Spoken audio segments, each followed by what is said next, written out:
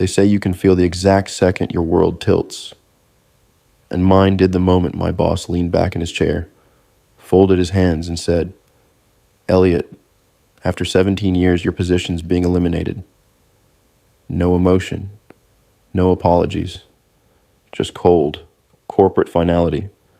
Pack up your desk by the end of the day. I'm Elliot Warren, 54 years old.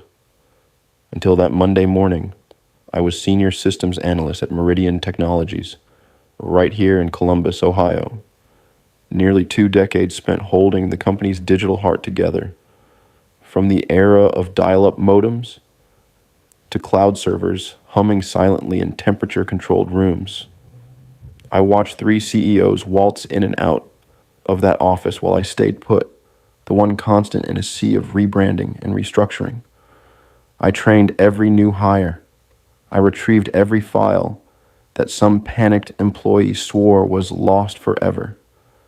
I worked through blizzards, birthdays, weekends, and even Christmas mornings, never once asking for a raise or even a pat on the back. So when Daniel, my boss, called me into his office, and I saw Vanessa from HR already perched there, her expression neutral and rehearsed, I didn't need the speech. I already knew. "I understand," I said, one nod, no questions. I stood and walked out, not angry, not pleading, just silent. I returned to my desk, sat down, and felt the eyes. Younger faces peeking up from glowing screens, then quickly ducking back down once they realized I'd noticed. I had trained most of them myself. Smart kids. Talented. But they had no clue how deep the rabbit hole went. They didn't know the old architecture, the quirks and hidden pathways I'd built into the system. They couldn't even guess at the admin credentials I'd buried 3 layers deep. I started packing slowly. A family photo. A coffee mug my son had sculpted back in high school. The little cactus that somehow survived 17 years of humming fluorescence and recycled office air. Bethany from marketing stopped at my desk, her face pale and tight. "Elliot, I just heard. This is insane. You practically built this place." I gave her a small shrug. Companies change. But with no warning? After all you've done for them?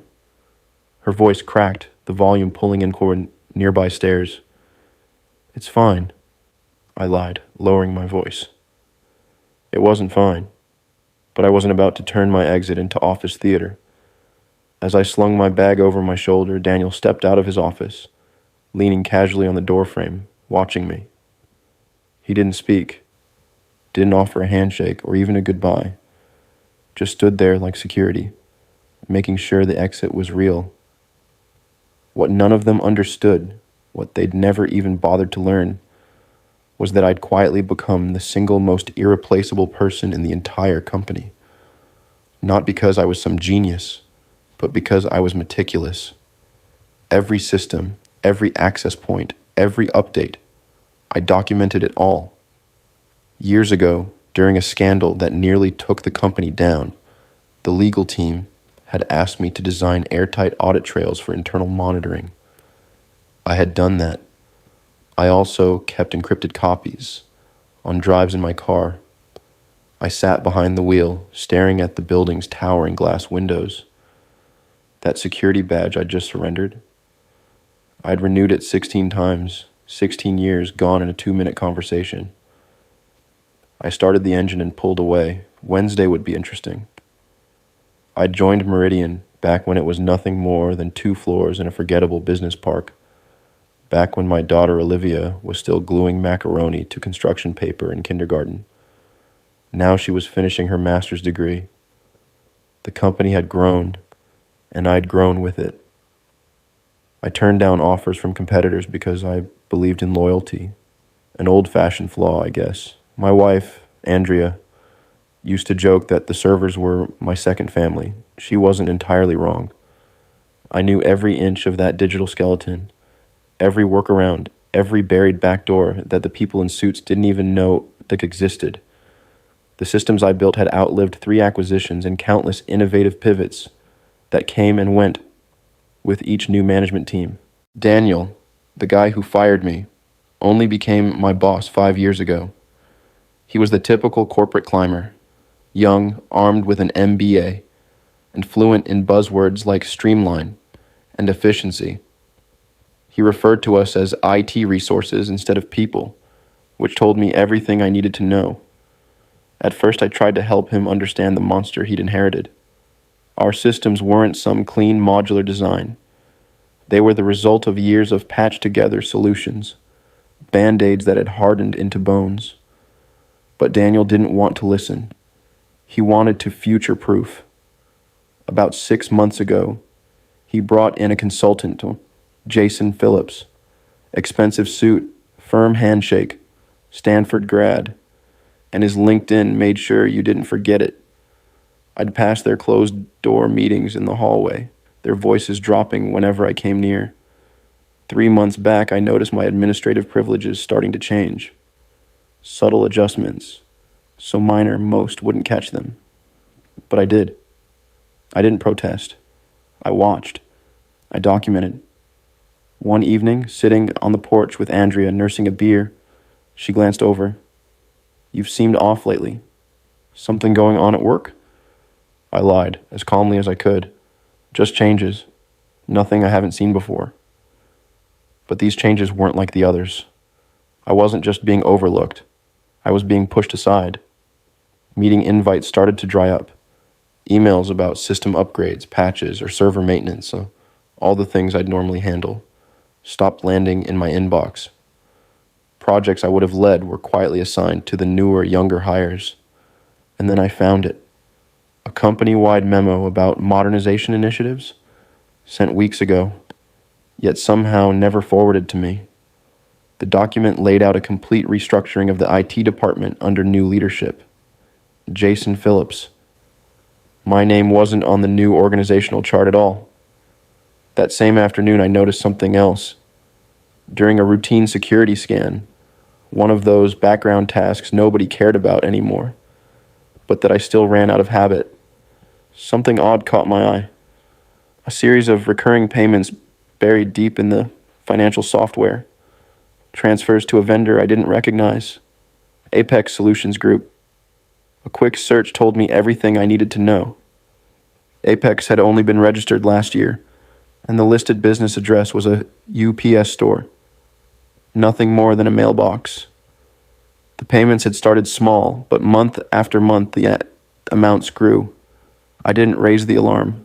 I simply copied the records, added a note to my files, and kept watching.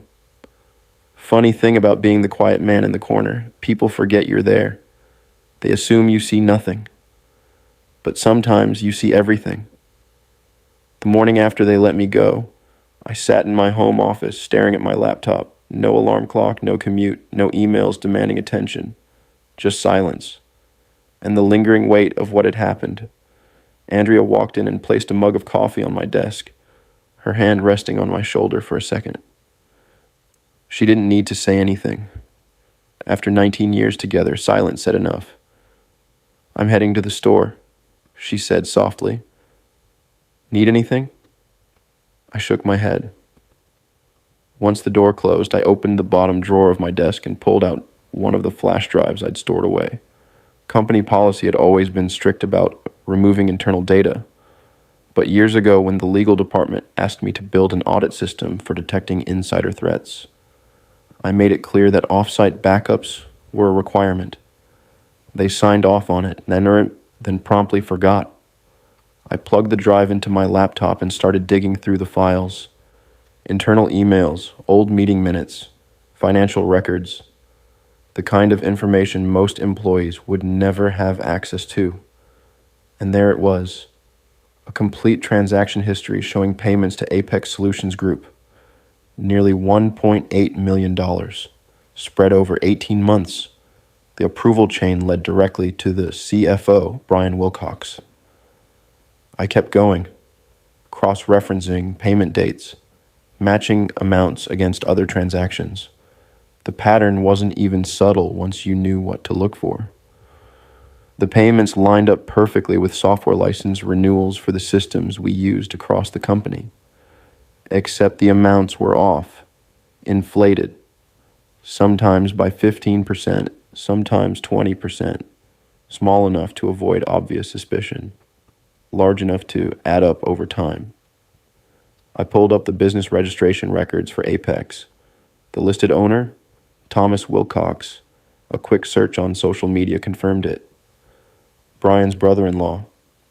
They weren't even trying to hide it. Money was being siphoned out of the company, disguised as legitimate software expenses funneled straight into a fake vendor. I leaned back in my chair and stared at the ceiling. I didn't feel angry. I felt something colder, something sharper. 17 years. I'd been the problem solver, the fixer, the quiet one who never rocked the boat, and they tossed me out like I was just another broken piece of hardware.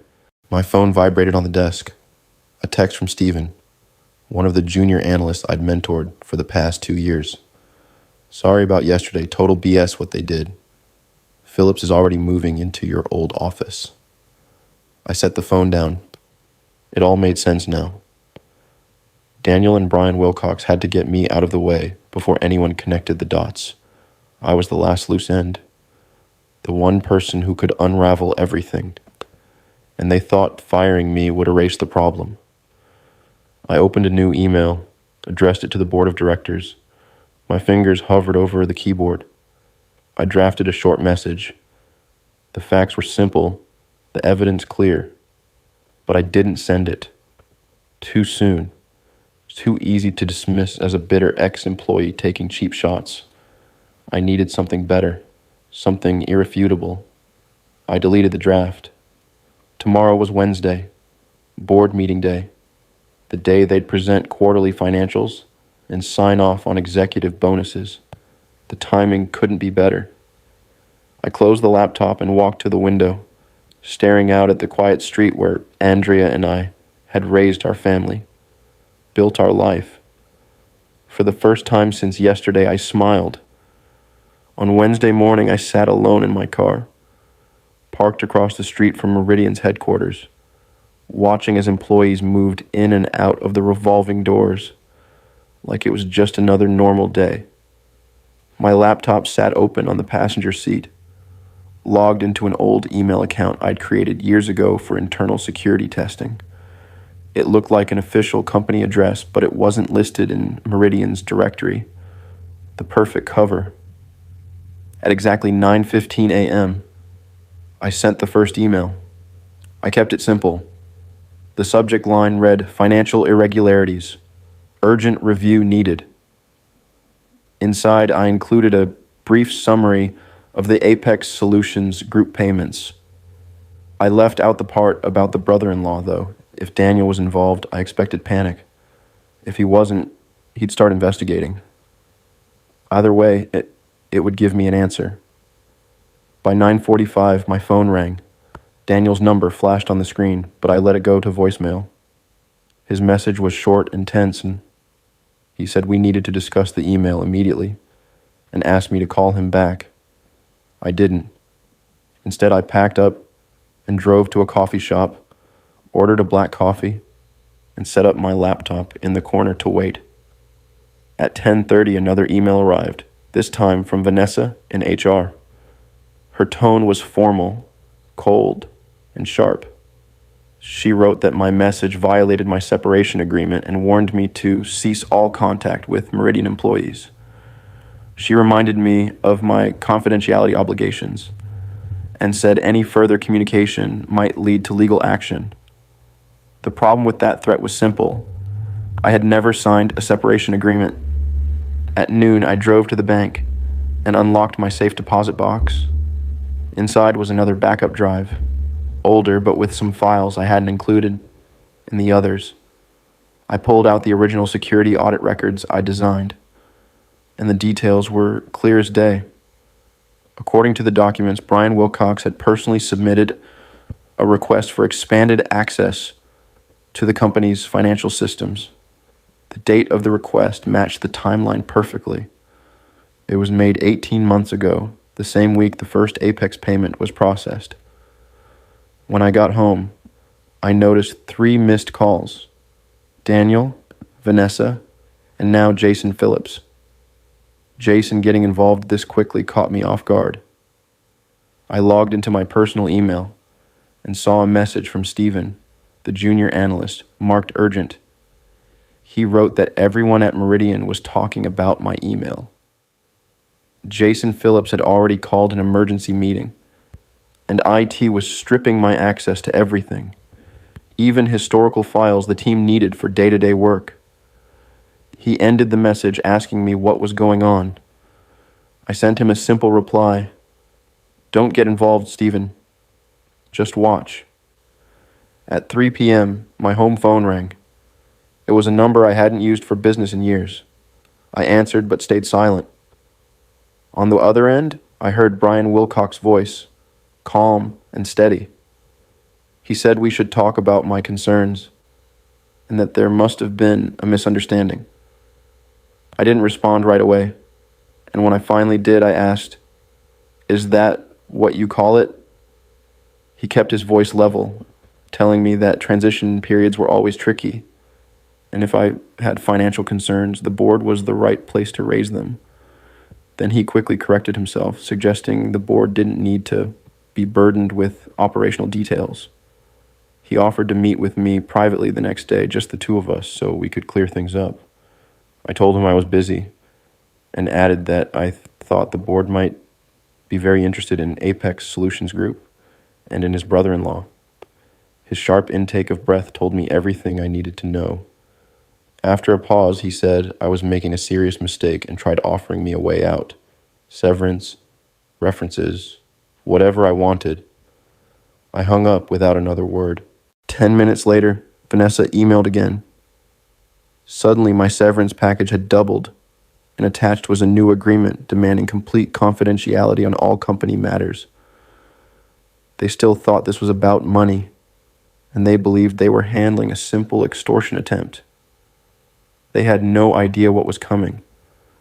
That night, I stayed up combing through every old backup, every archived folder, and every email I had saved over the years. And that's when I saw it. The Apex scheme wasn't the first time they'd played this game. 3 years earlier, not long after Brian Wilcox became CFO, another pattern showed up. Back then, the payments had been funneled through a company called Lakeside Business Solutions. Different name, same setup, inflated invoices for vague consulting services, some of which were never even delivered. I pulled up the company's registration, and there it was, listed under Patricia Wilcox, Brian's wife. The company had no website, no employees, and only a virtual office address. It was a shell, plain and simple. But the real shock came when I dug through my old email archives. Daniel hadn't just known about the fraud. He'd helped cover it up. In return, his department had received consistent budget increases, while other teams were hit with cuts. The more I looked, the more pieces fell into place. Even Jason Phillips wasn't innocent.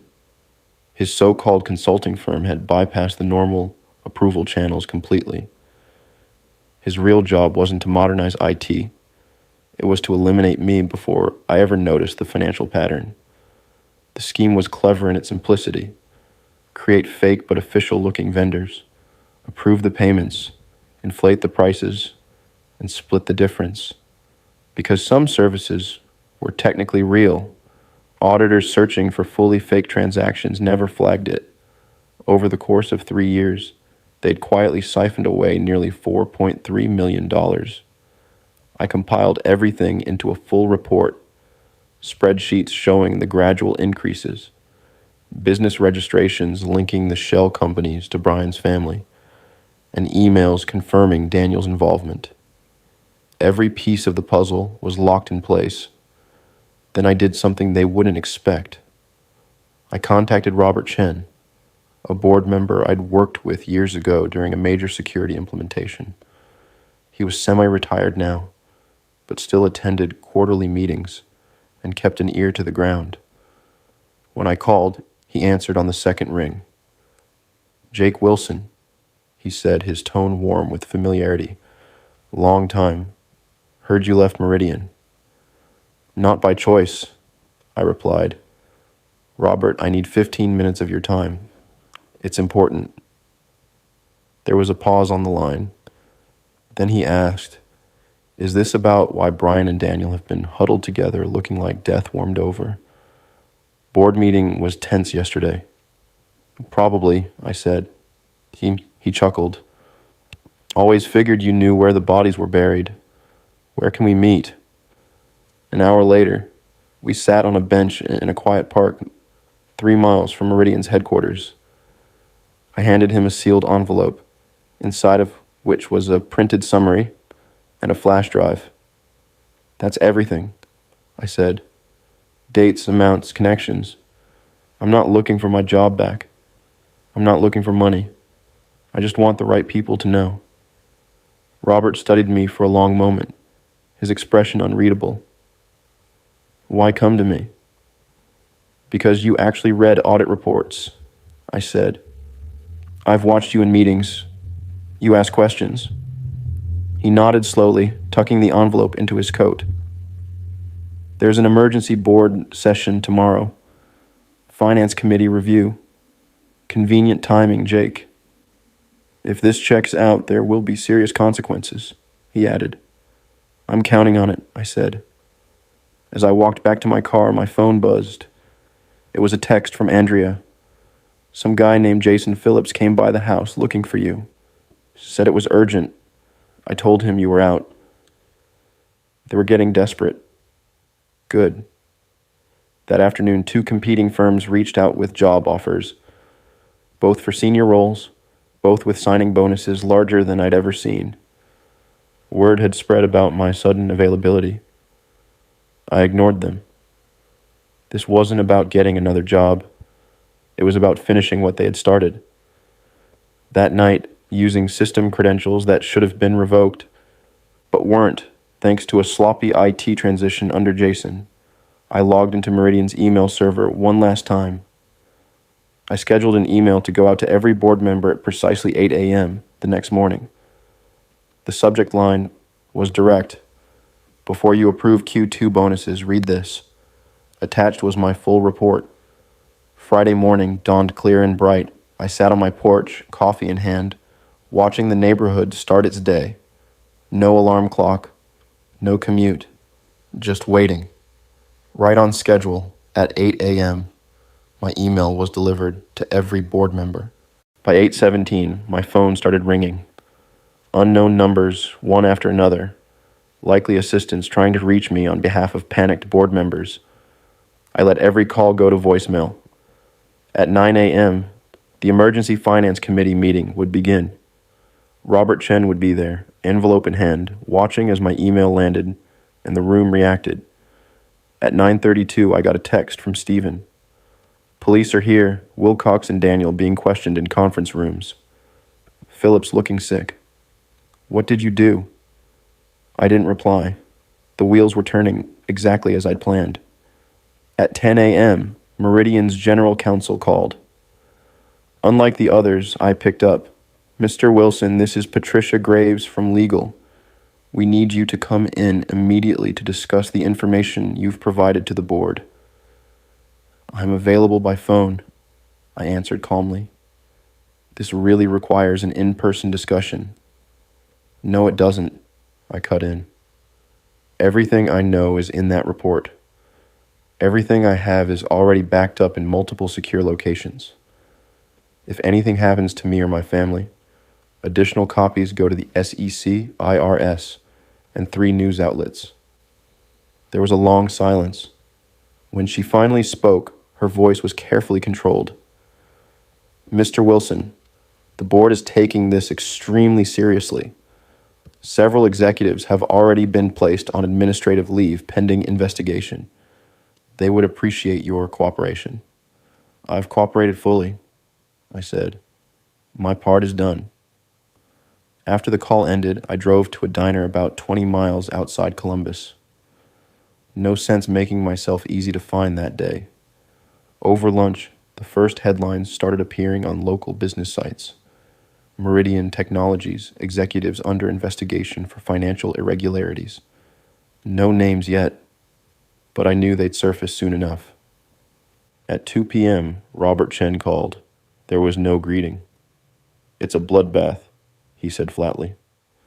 "Brian confessed the moment we confronted him with your evidence. He's trying to cut a deal, blaming Daniel for pressuring him. Daniel's denying everything. Phillips claims he was just a consultant and had no knowledge of the financial details. The board isn't buying it. We've suspended all three, pending further investigation." He paused. "The forensic accounts will start on Monday. Early estimates suggest at least $4.5 million diverted over the past 3 years, maybe more." I nodded to myself. I'd been close. Robert went on. "The board wants to talk to you about coming back, not just your old position. They're creating a new chief security officer role, reporting directly to the board. I had anticipated this possibility, but even so, I found myself surprised when the offer finally came. "I'll think about it," I told them.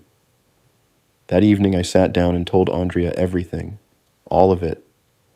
She listened quietly, not interrupting once. When I finished, she asked a simple question.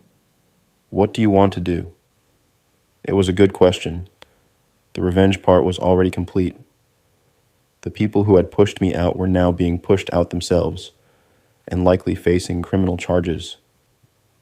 Justice had been served, cold, clean, and precise. But returning to Meridian meant walking back into the same place that had discarded me without a second thought after 17 years of loyalty. Could I do that? Did I even want to? "I need time to decide," I told her. Later that night, I opened my laptop one last time and posted a single sentence to my otherwise dormant LinkedIn profile. "Never burn bridges. Just let them collapse under the weight of their own greed." Within minutes, former colleagues began reaching out. Word was spreading fast. The quiet systems guy had just brought down 3 senior executives without ever raising his voice. By Monday, everyone would know exactly who they'd underestimated. That Monday morning, I walked into Meridian's headquarters, wearing a suit I hadn't needed in years. The security guard at the front desk did a double take, then quickly printed me a visitor badge. "Welcome back, Mr. Wilson," he said, and this time there was a note of respect in his voice. The elevator ride to the executive floor was quiet. I'd never had any reason to visit this level before, but today I was expected in the boardroom. 10 board members sat around a polished conference table. Robert Chen gave me a small nod as I walked in. The interim CEO, who had previously been the COO, looked uneasy. "Mr. Wilson," she began, "thank you for coming. The situation you've brought to light is unprecedented." I stayed silent. "The full extent of the fraud appears worse than we initially thought," she continued. "The forensic team has now identified nearly $5.2 million in diverted funds. Criminal charges are being prepared." I still said nothing. Robert cleared his throat. "Jake, the board has unanimously voted to create a new executive position, Chief Information Security Officer. Full executive privileges reporting directly to the board. We'd like to offer you the role." I set a folder on the table. "Inside you'll find my conditions," I said. "They're non-negotiable." The CEO opened the folder and scanned through the pages. Her eyebrows lifted slightly as she read. Full audit authority across all departments, an independent budget, veto power on financial technology decisions. I nodded. "This is unusual," she said. "So was embezzling $5.2 million, I replied. "That happened because no one was watching. Now someone will be." The room fell quiet. "You have until noon," I said, standing. "I have other offers." As I reached the door, Robert asked, "Did you plan this all along, Jake?" I paused. I didn't plan to be fired after 17 years. Everything after that was just me doing what I've always done, identifying system vulnerabilities and implementing appropriate security measures. At 11:47, they called. They'd accepted every condition. 6 months later, I sat in my new corner office, reviewing security protocols for the upcoming quarter. The view overlooked the Columbus skyline, a daily reminder of how much had changed. Brian Wilcox had pled guilty to multiple fraud charges. He was cooperating in exchange for a reduced sentence, though it would still be significant. Daniel was fighting the charges, insisting he had no knowledge of the scheme, despite the evidence stacked against him. Jason Phillips had fled to Brazil, but extradition proceedings were already underway. The company had recovered most of the stolen money, enough to avoid serious financial damage. My former team now reported directly to me, though I'd promoted Stephen to handle day-to-day operations. The kid had potential. He just needed someone to see it. A knock at the door pulled me from my thoughts. Andrea stood there, smiling. "Ready for lunch?" she asked. I nodded, grabbing my jacket. As we walked through the IT department, conversations quieted briefly, not out of fear, but respect. Everyone in that building knew what had happened.